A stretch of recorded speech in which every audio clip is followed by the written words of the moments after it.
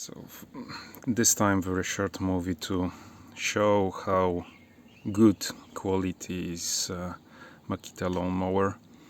This is the second time when the left, I believe left rear wheel of the mower dlm380z breaks, and you can see how it happens.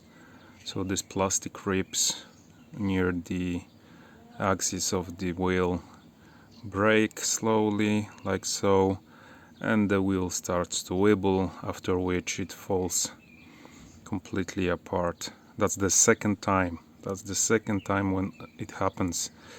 That's very poor. That's very bad. Shame on you, Makita.